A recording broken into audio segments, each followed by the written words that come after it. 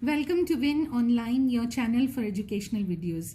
Another exciting video for the Parents Corner, but as I always tell you, the videos that we upload for parents are equally beneficial for the teachers. So teachers can use this activity in their classroom and the parents can use it at home. So let's see, what does it mean? We all know that book reading is such a great, valuable habit that we all need to inculcate among our children. And for that, we need to provide them opportunities of reading books, उन्हें किताबों के साथ exposure, वो ज़्यादा से ज़्यादा किताबों को हैंडल करें, उन्हें पढ़ें.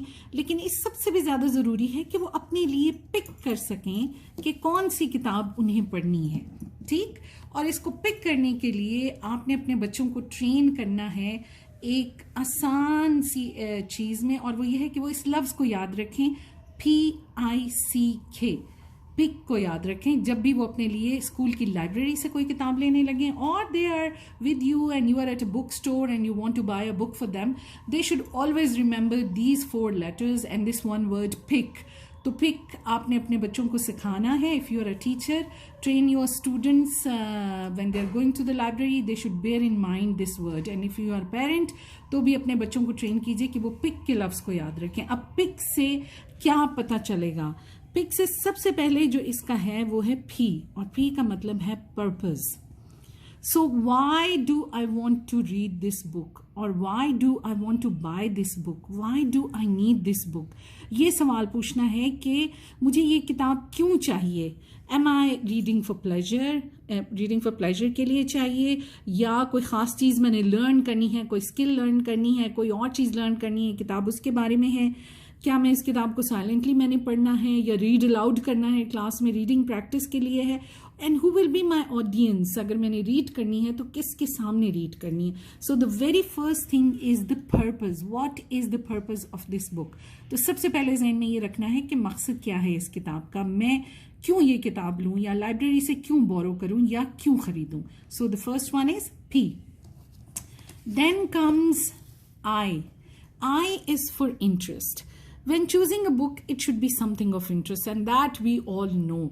कि जब भी कोई किताब हमें ख़रीदनी है, या पढ़ने के लिए उठानी है, या लाइब्रेरी से बोरो करनी है, it should always be something of interest. कोई ऐसी चीज़ जिसमें हम वाकई दिलचस्पी रखते हैं. इसलिए नहीं कि बस लाइब्रेरी का पीरियड है, सब बच्चों ने किताब उठाई है तो मुझे भी उठानी है, या आज जो है अम्मी या अब्बू लेकर गए हैं बुक स्टोर पर, वो कहते हैं तुमने किताब चूज़ करनी ही है तो मैं कोई भी किताब उठा लूँ. Not that. The topics, the areas, the things that are of interest to me, और जिन किताबों में मुझे दिलचस्पी है, या अगर आप चूज़ कर रहे हैं अपने बच्चे के लिए तो देखिए कि किन चीज़ों में उसकी दिलचस्पी है. और ये हमें कैसे पता चलेगा कि ये किताब हमारी इंटरेस्ट के मुताबिक है या नहीं. 4 चीज़ें जहन में रखनी है. Look at the front cover. Front cover अक्सर बहुत सारी बात आपको बता देता है तस्वीरों के ज़रिए, और उसके ऊपर जो नाम लिखा होता है किताब का. बाज़ दफ़ा ख़ास ऑथर्स होते हैं जिनकी किताबें हम पढ़ना पसंद करते हैं. So the front cover gives you a lot of information. with the front cover, the back cover is also very important, क्योंकि अक्सर a little synopsis is written at the back of the book which tells you about the theme of the story or the crux of the book.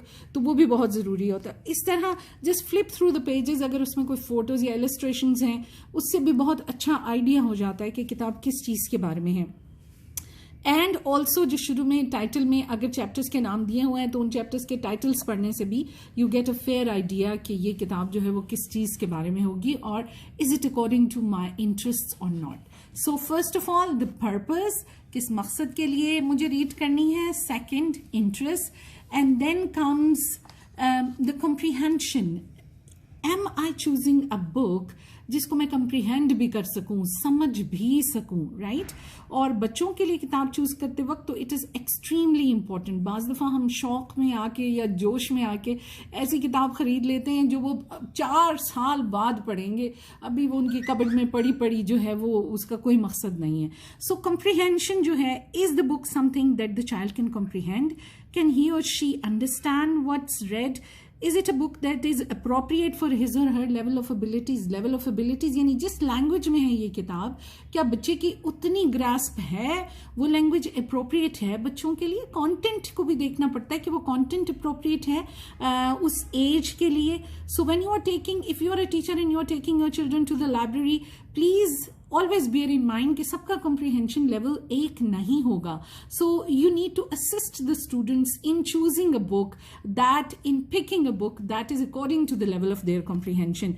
और अगर बच्चों को खुद अपने skill सिखानी है तो ये सिखाना है कि do I understand what I just read.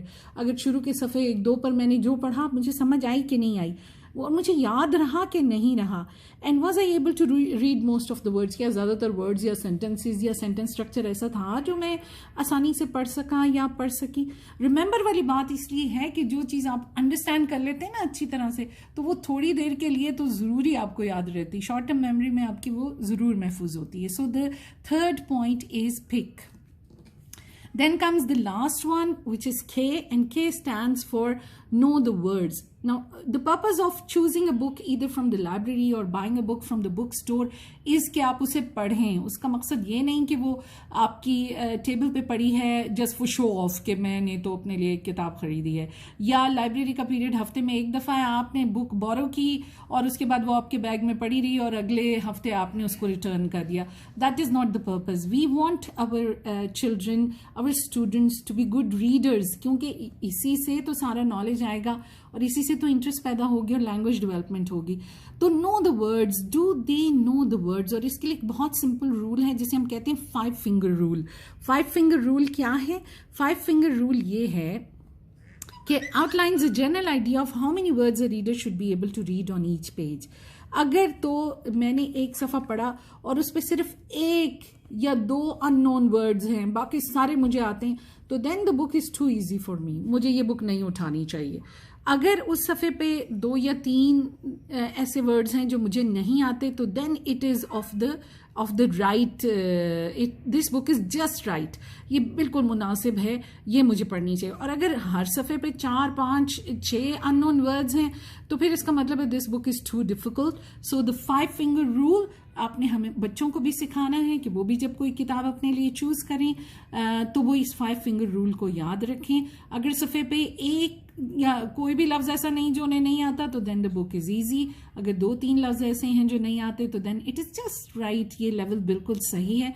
और अगर 3, 4, 5 या उससे ज़्यादा अल्फाज हैं तो then the book is too difficult for them. Maybe they can skip that book and choose another one for them, for themselves. So pick, remember, it's a great thing. Teach your children at home, teach them at school, कि जब भी वो library में जाएं या book store में जाएं या जब भी कोई किताब उठाकर पढ़ने की नीयत से उठाएं तो वो हमेशा याद रखें कि what is the purpose, मैं क्यों पढ़ूं, क्या मकसद है, is it according to my interest, क्या मुझे इसकी समझ आ रही है, कम्प्रीहेंशन है, and how many words, like read, कितनी रीडेबल है ये किताब, मैं कितने वर्ड्स इस किताब में पढ़ सकता हूँ या पढ़ सकती हूँ. So that's all for today. I hope you will find this useful. Thank you so much. Please subscribe to our channel, like, share and comment.